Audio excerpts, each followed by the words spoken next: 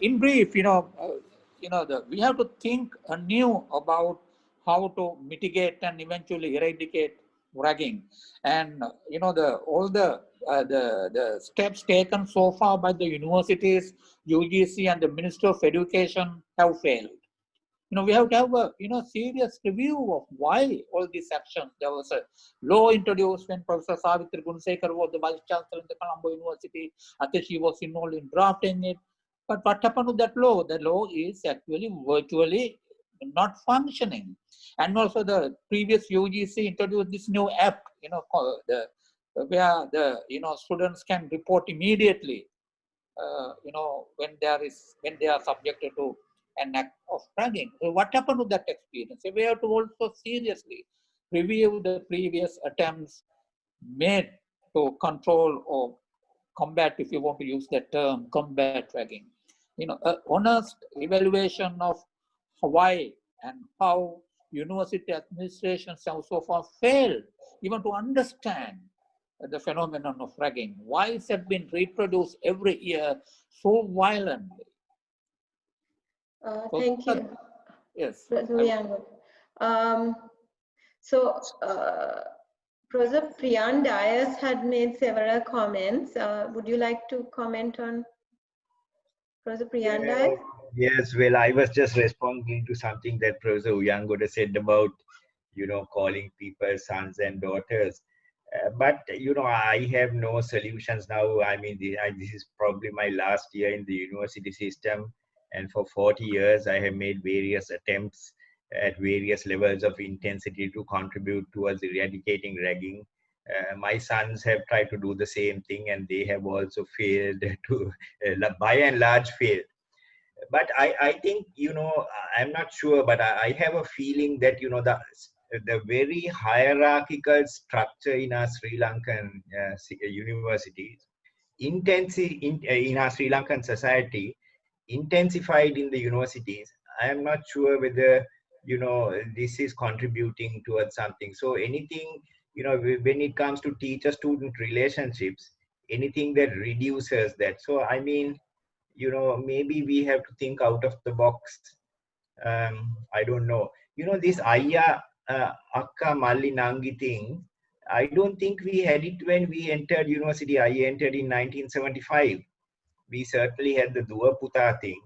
So that's even a greater intensification of, these hierarchical structures. So I'm not sure where this is coming from, Maybe Professor Mr. Kusal Perera can.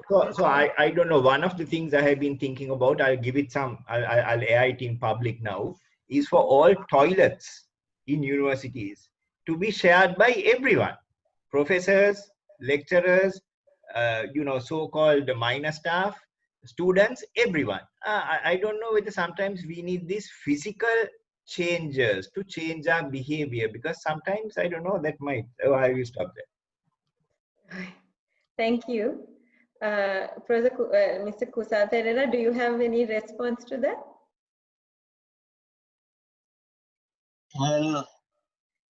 Because one of the questions Professor Dias was asking was about where this comes from, and yes.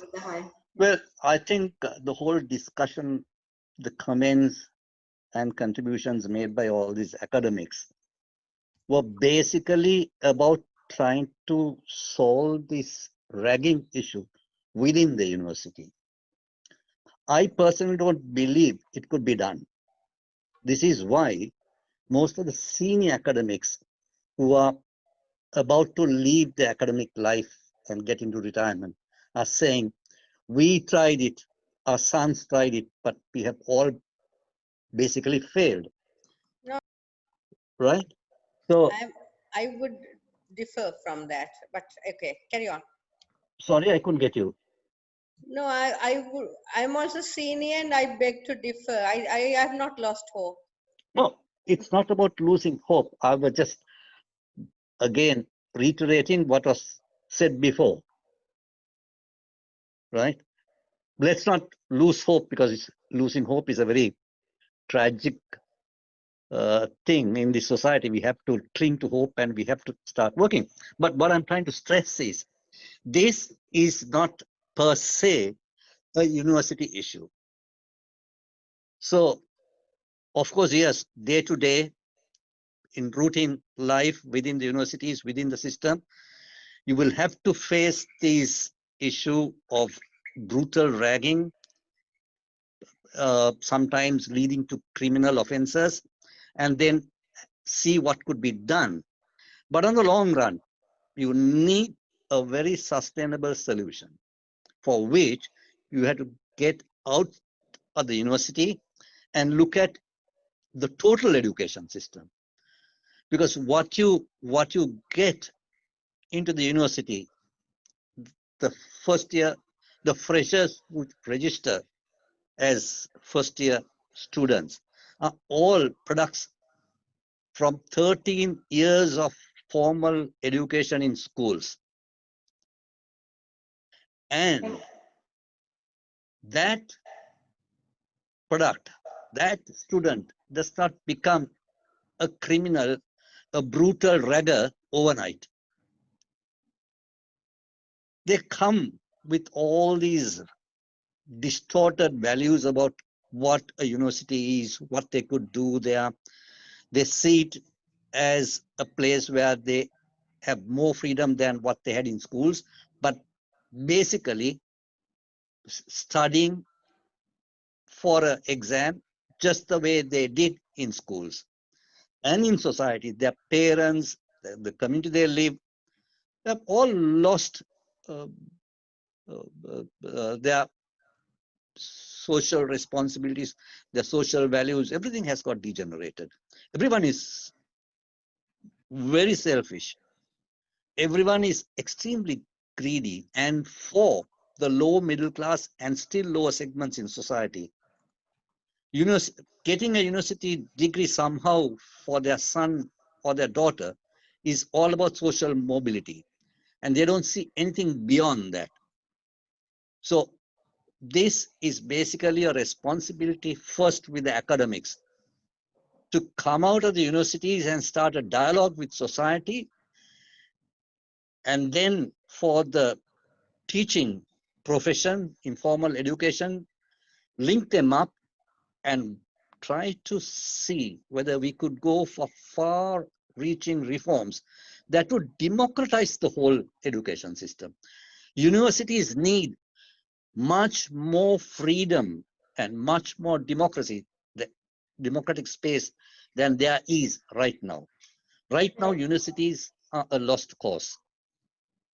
It's nothing about university education. It's just like Mahavidyalaya education. Universities have to be more. Could I say something? I want to respond because we are running out of time. Yeah, yes, Sure, please. okay. Please be brief because there are many comments and I want to try and and get. I think the comments are kind of, some I feel are kind of a little more weighty than others. So I'm going to now, after you, Fizen, I'll just ask people to comment and then, because otherwise we won't have time. Yeah, go on. Yeah, I just want to say that I have hope because this webinar did not come just out of nothing. It did not come just out of, some public outcry. It did.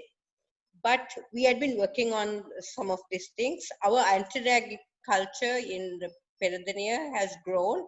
I mean, it used to be an English medium thing, and at one time only English department.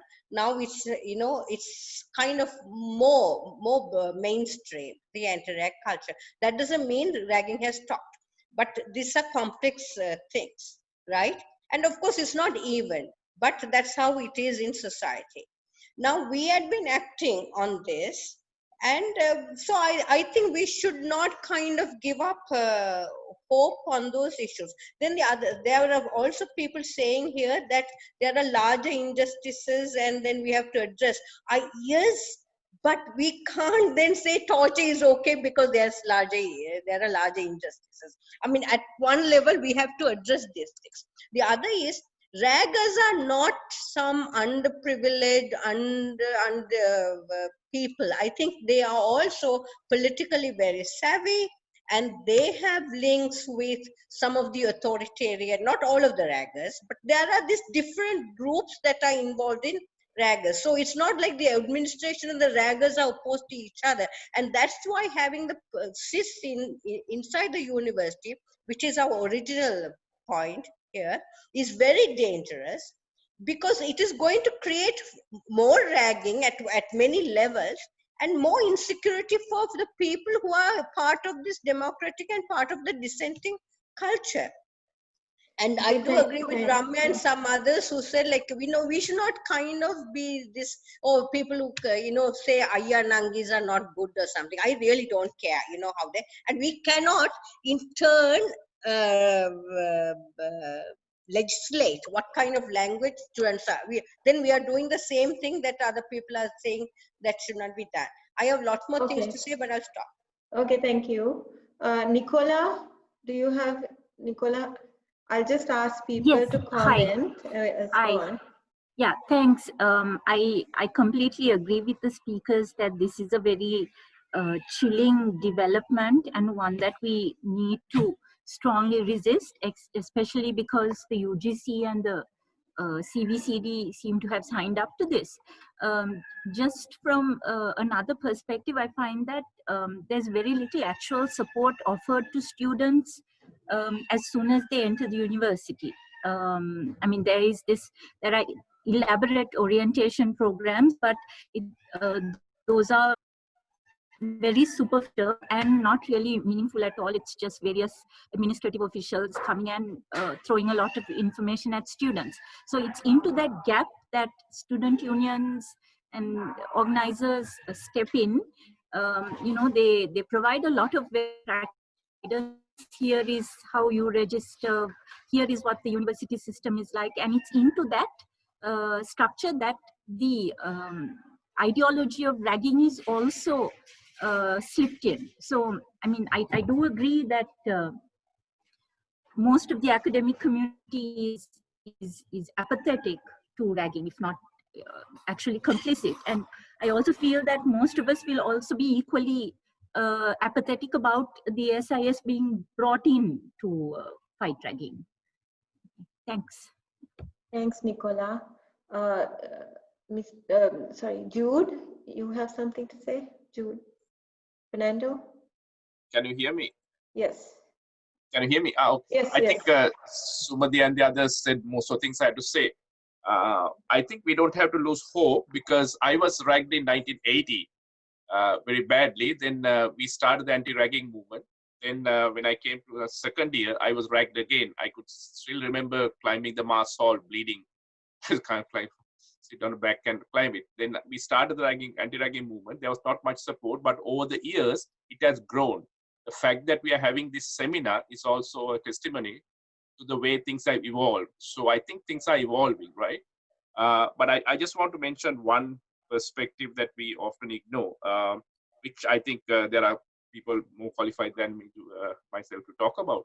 I think the whole gender aspect of ragging, I think it's heavily patriarchal.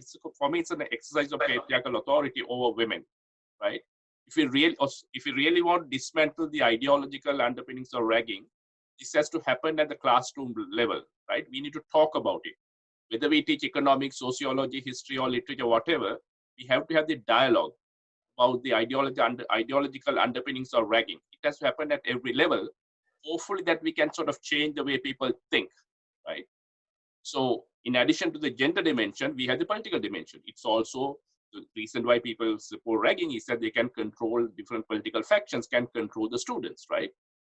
But for me, the most part, approaching it from a feminist perspective will open up the debate, will lead to a much more nuanced kind of understanding of what ragging is all about. It will also be quite useful in mobilizing more people against ragging, right? Thank you. Thank you, Jude. Luther Udayakaran.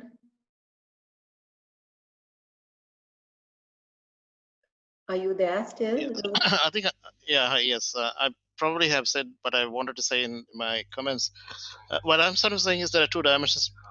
There's a law and order dimension, and then there's a social issues dimension. That it's not one or the other.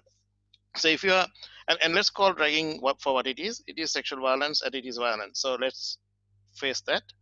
I mean, there's no point in sort of calling it something else or calling it sort of wrapping it up in better language.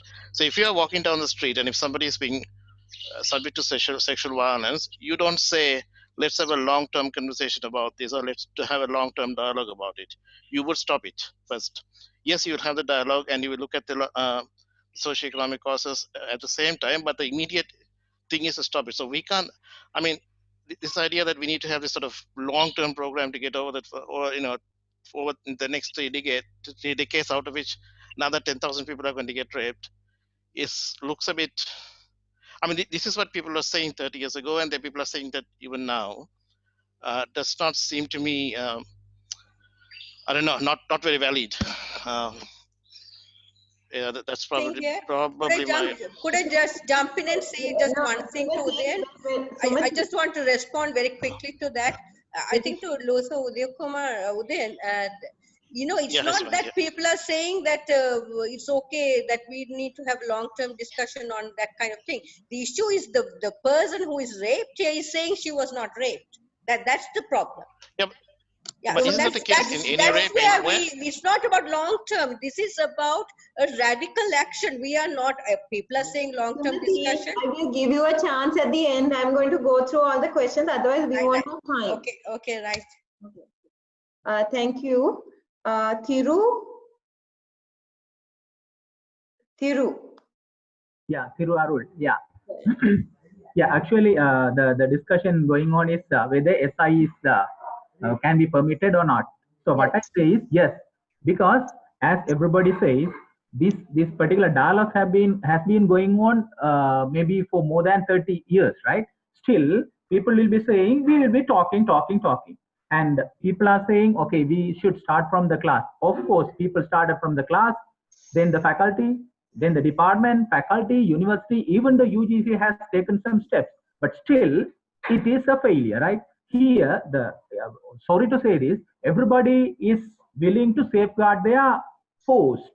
All the post-minded people are there in the power. Then they don't like to take strict decision to stop this ragging. That is the ultimate truth. That is the truth. What I can say is, so if after implementing all this law and order, that and this, even I could say, right, people started complaining at the police as well, but some even public, some students were advised not to, the police people were like reluctant to get this one. Sometimes that happens, right? And even lot of physical ragging and psychological ragging. Therefore, there were so many patients, and doctors are also highlighting, but still no action. Even in some meetings in the university system, I mean faculty board, senate, that and this, there are no actions. What they would say is, okay, please go for an inquiry. So if the inquiry is going on, that will be for a long time, maybe even sometimes it takes more than 6 months, even 1 year, but it is not working. If nothing could work, we can give a chance to the SIS to stop. How many students lost their education? How many students lost their life? Your point is that the system is not able to address it, so we need to get someone outside, and the SIS should be able to allow. I will allow them to respond to your comment. We'll go through a few more comments, and then we'll ask the panelists to speak. Yeah, of course, go ahead. Thank you. Niyantini? Yeah, thanks. Mine was more a question that I had asked from Sumathy, because she mentioned that it has, like about taking it on ideologically, and if, there were more, she had more to say about it. But I think, yeah, people have also kind of addressed this later on. I'm also thinking about this from like the way the issue is presented outside in larger society. And I feel like there is a shift in the way ragging is spoken about now, maybe from the ways it was spoken about earlier, especially in terms of, the issue of maintaining the public education system and maintaining the free education system. Some figures or data is shown kind of basically making arguments from the perspective that it's an issue with the free public education system as well.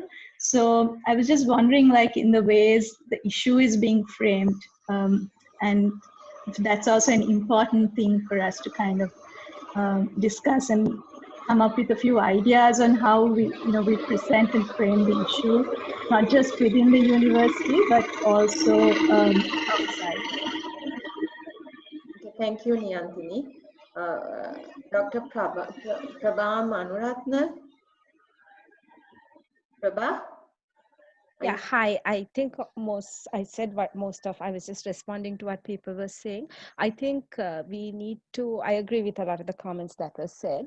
I think we need to not see this in sort of black and white terms and recognize that ragging is complicated and different in different places. This is, and the cases are different. So I honestly don't think that, like, these raggers are not hidden. Everybody knows who the raggers are, who the organizers are. I totally agree with the idea that, you don't need intelligence for that. We already know who they are. The problem is, there is a problem with, and the legal, the legal framework is also there, although, as Ramya, as you said, that Anti-Ragging Act actually criminalizes things like damage to property and things like that, much more than actual ragging. So that is part of the problem with that act. But I just want to say that we shouldn't sort of turn this into a very black and white issue and then politicize it, because that's when what Niyantini was just saying happens. I totally agree with Niyantini, because then this becomes a pro-free education, anti-free education dialogue, and then the raggers take on the pro-free education side, and then everyone else, it seems like, except for a few individuals who are very critical, just take this as a problem with free education, the fact that it's free. So I mean, I know my comments are a bit scattered, but I've said a lot of what I want to say in my comments. We have to recognize that things have changed over the years, like because of people who have been organizing against ragging, because of the severity of the cases, things have changed. So we shouldn't go from saying nothing has happened in the last 30 years. A lot of things have changed in the last 30 years, including the way that ragging occurs, the levels of intensity, the types of intensity. I'm not saying it has got better, I'm saying it has changed. So we need to think carefully about this. And in the short run, I think if punishments can solve the problem, I think it would have been solved a long time ago. You do need a multi-pronged approach to this. Thank you. Thanks, Prabha. Ramya?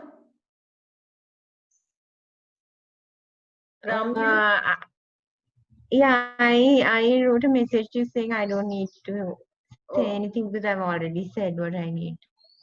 Okay. Thanks. Okay, it looks like I have got every. Tamindra, do you have anything more to add? Tamandra?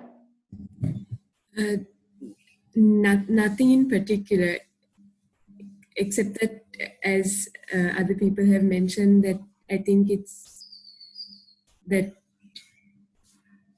we need to look at the why of the whole subculture more than, because we tend to go into how do we sort this out straight away without looking at why so many people go with it.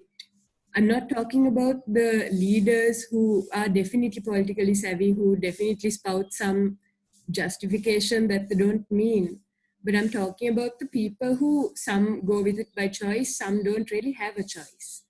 So I'm saying that dialogue also needs to be within the students. I think a lot of us here are either academics or graduates.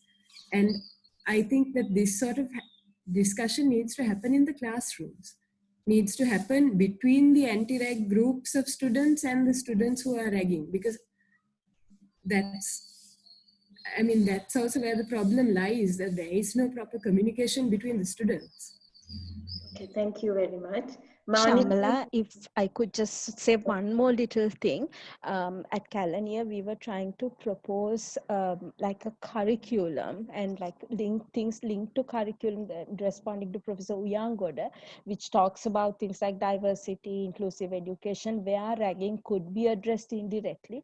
It was just completely shut down by the faculty. It's very difficult to get faculty to change, like senior academics to change, because they are so invested in the institutional hierarchy that ragging propagates. So that is also, I think, something that needs to be taken into consideration. Thanks. Sorry for jumping in.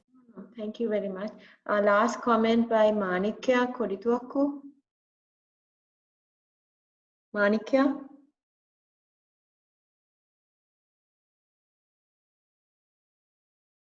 Maybe she's not there. Manikya, are you there? Shamala, can I say something? I remembered something I want to say. Okay, go on. So I just want to say that like people have been saying that getting cis into the university system, I mean, is okay. Some people here.